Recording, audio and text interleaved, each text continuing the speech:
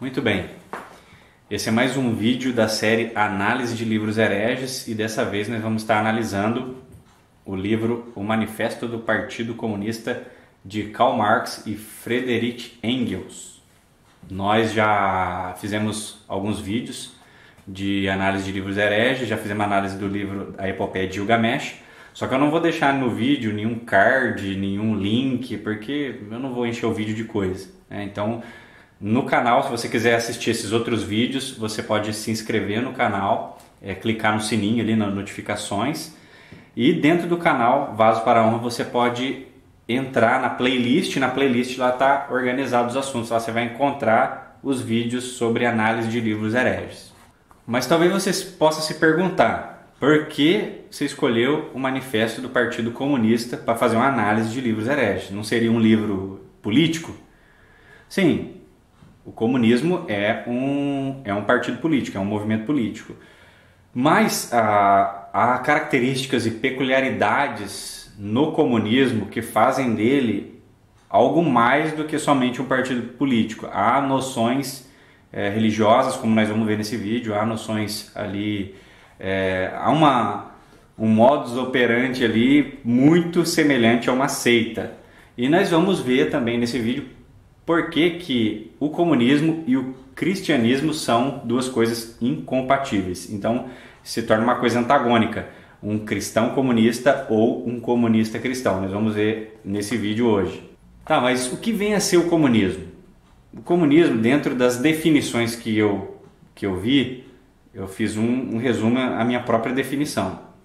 O que vem a ser o comunismo? O comunismo nada mais é que uma visão política baseada na soberania do Estado, onde somente há um partido e um sistema dominante.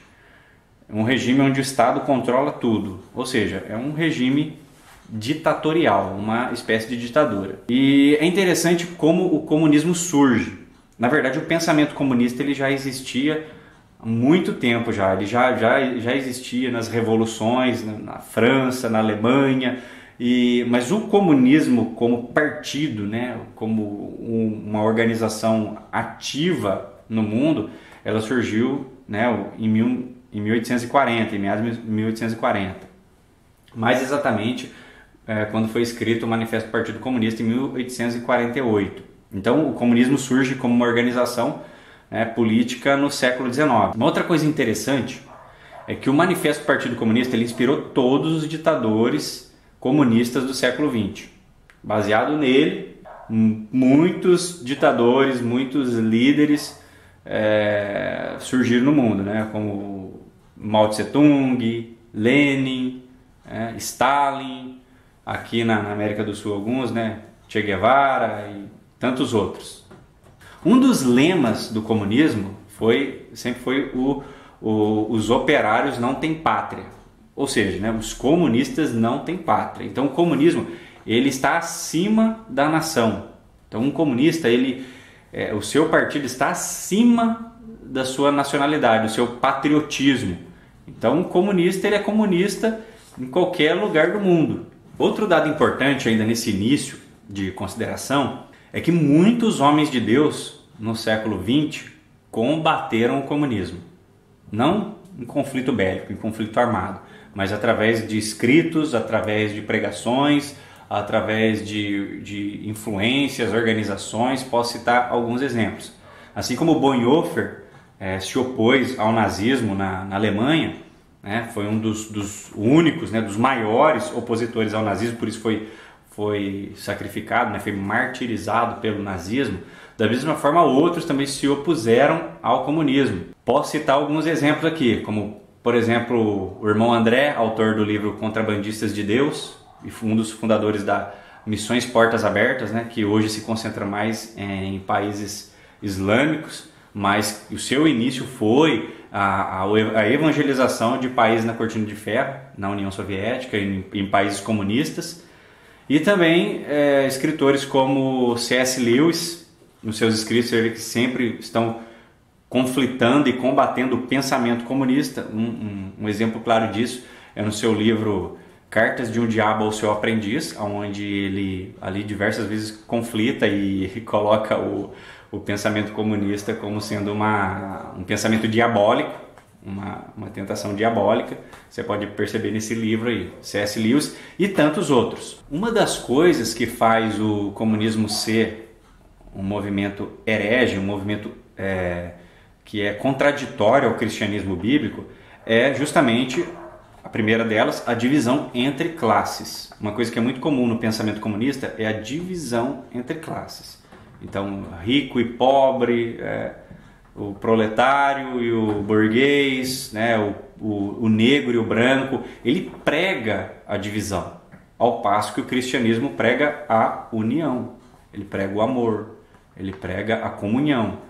Então o comunismo é uma coisa antagônica, uma coisa contraditória ao pensamento cristão, já nesses primeiros termos. Um outro ponto importante, que há um conflito entre o pensamento comunista e o pensamento cristão, é o pensamento revolucionário. Todo comunista, ele assimila, ele é comunista, está intrínseco ao pensamento comunista, é ser um revolucionário. E na maioria das vezes a revolução por meio da força, a revolução armada, a revolução por meio da guerra, por meio do conflito, por meio da disputa, né?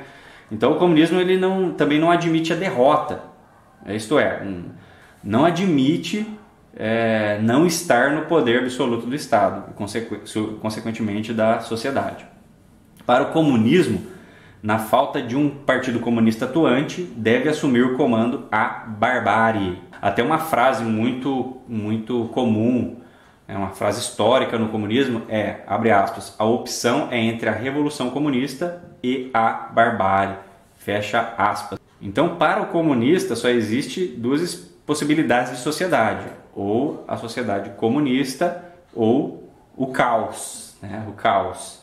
Eles pregam a desobediência civil, o conflito de classes, religiões, a desavença entre todos e incentivam a criminalidade.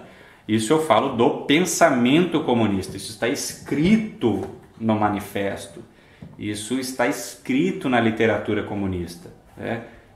Isso faz parte da estratégia comunista de a tomada do poder. Então, para o comunista, para o comunismo, é necessário que haja uma crise ou que se crie uma crise. E a partir dela se transforma numa situação revolucionária e dessa conjuntura irrompa uma revolução comandada, né, sob o comando do Partido Comunista, né, sobre o proletariado.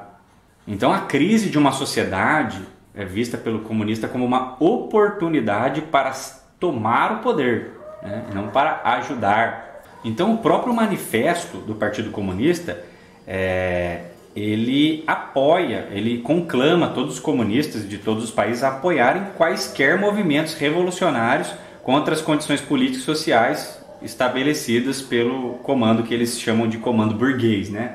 Então o comunista ele apoia qualquer movimento revolucionário contra o Estado e as autoridades, não importando origem, princípios, métodos, não importando nada. Ele se apoia em qualquer movimento revolucionário para dele se chegar ao poder. Outro ponto conflitante com o pensamento cristão é o pensamento comunista de abolição da propriedade privada, né? Isso é uma coisa... O manifesto diz, né, abre aspas, nessa trajetória só é possível se libertar abolindo a propriedade privada, né, fecha aspas. Então o comunismo entende que abolir a propriedade privada é primordial para se implantar a sua ditadura. Embora muitos aleguem que o comunismo não se apropria de todas as propriedades privadas, mas somente aquelas que são usadas para explorar os trabalhadores, né, contudo a expressão abre aspas, supressão da propriedade privada, ela fica vaga, fica genérica, né? Quem determina, né, quais são as propriedades usadas para a exploração do trabalhador? Quem determina isso? O Estado, né, comunista, Partido Comunista. O comunismo ele se organiza através de associações, organizações, né, sindicatos, e dali eles juntam força para irromper e partir para a tomada do poder. Isso não significa que todos, não estou falando que hoje, todas as associações e organizações e sindicatos são comunistas, são para esse objetivo, mas o manifesto diz isso. O manifesto diz que eles se organizam através de associações, sindicatos, para assim fazer a tomada do poder. O comunismo ele surgiu de dois pensamentos primários, né? O comunismo tem duas bases filosóficas principais: o ateísmo e o materialismo. Então, né, o materialismo, de modo geral, ele nega a existência da alma ou da substância pensante cartesiana, bem como a realidade do mundo espiritual, divino. O próprio pensamento teria uma origem material, como um produto dos processos de funcionamento do cérebro. Como o comunismo é um movimento materialista, negando a existência da alma, embora esse termo tenha muitos sentidos, consequentemente é um movimento totalmente concentrado no mundo exterior. Os conceitos de pecado, salvação, santidade, bem como vida eterna, não são compatíveis com essa doutrina. É uma visão totalmente materialista. E a base do comunismo é a filosofia materialista, é o mundo externo. Não pensa na alma, não pensa na transformação interior, não pensa na vitória sobre o pecado. Não há isso no comunismo, no pensamento comunista. E a segunda base é a base ateísta, né? Não crê na existência de Deus, não crê na existência do céu, do inferno, do juízo final, da condenação, da salvação eterna. Então é incompatível um comunista cristão, um cristão comunista. A base do comunismo é o ateísmo e o materialismo. E esses são dois conceitos teológicos que são totalmente antagônicos ao cristianismo. Então não há compatibilidade entre o cristianismo e o comunismo. Isso é o ponto central, esse é o ponto central que faz do comunismo uma heresia.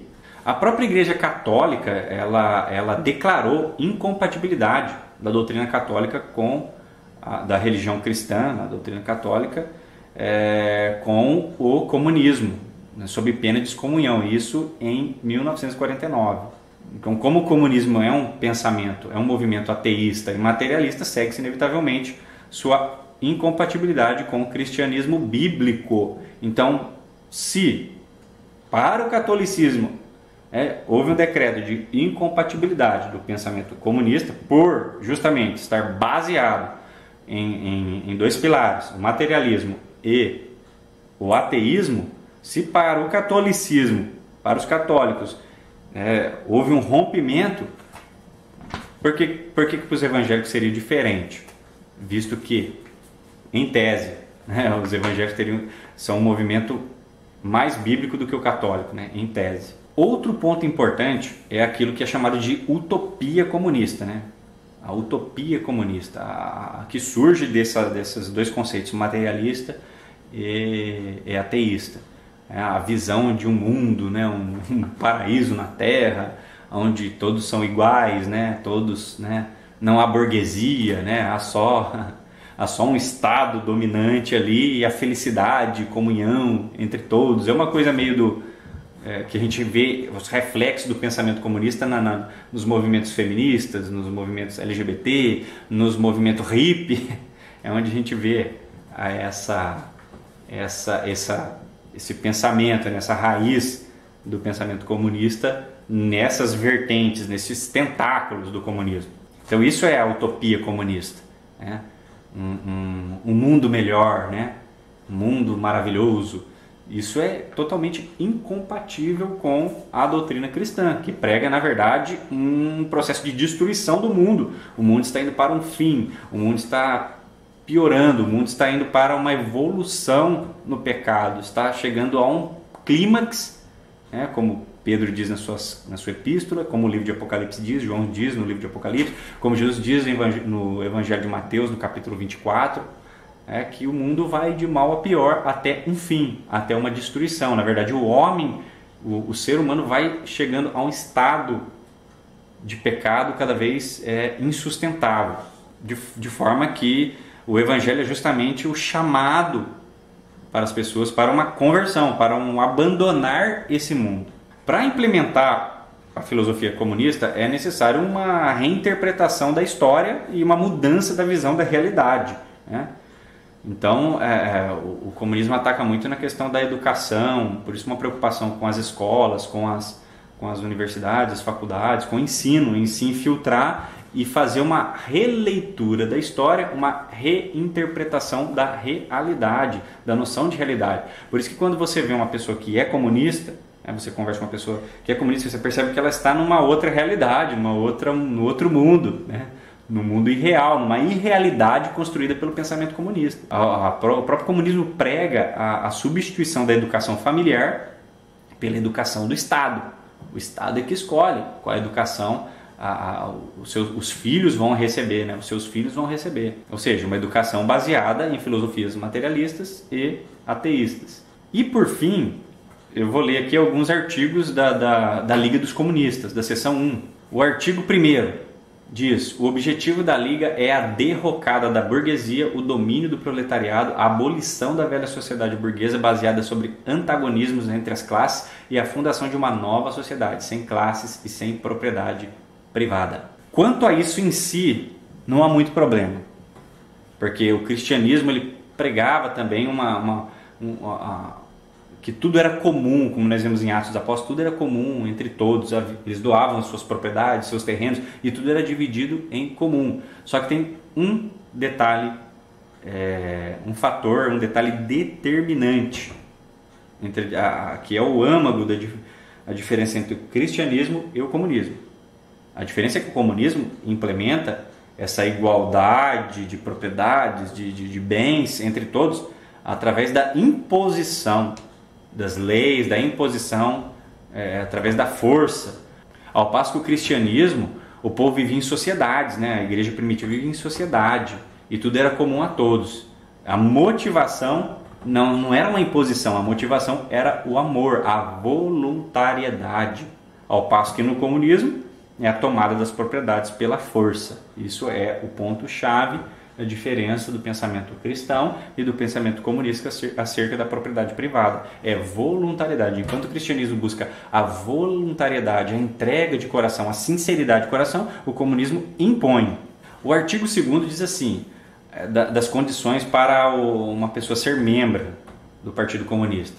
Primeiro, tipo de vida e atividade condizentes com esse objetivo. Qual o objetivo? O objetivo comunista, da tomada do poder através da força, né, da ditadura. Em segundo, profissão de fé comunista, ou seja, assimilar todos os conceitos do comunismo, ou seja, todos os conceitos materialistas, todos os conceitos ateístas, né, a utopia comunista e a visão de história, a visão de realidade segundo a doutrina comunista. O artigo 3º diz: todos os membros são iguais e irmãos e como tais devem ajudar-se em todas as circunstâncias. Então, alguns artigos nós percebemos claramente que dão características de uma seita ou de uma espécie de irmandade. É mais do que só um partido, um clube, né? Uma sociedade, uma associação. Ela tem características de seita, tem características religiosas. O artigo 42 diz: os indivíduos suspensos ou expulsos, bem como todos os suspeitos, devem ser vigiados em nome da Liga e postos em situação de não poderem causar danos. As intrigas de tais pessoas devem ser imediatamente denunciadas à respectiva comuna. Então nós vemos que alguns pontos, alguns artigos fazem do Partido Comunista, o seu funcionamento, o funcionamento do Partido Comunista, uma espécie de irmandade.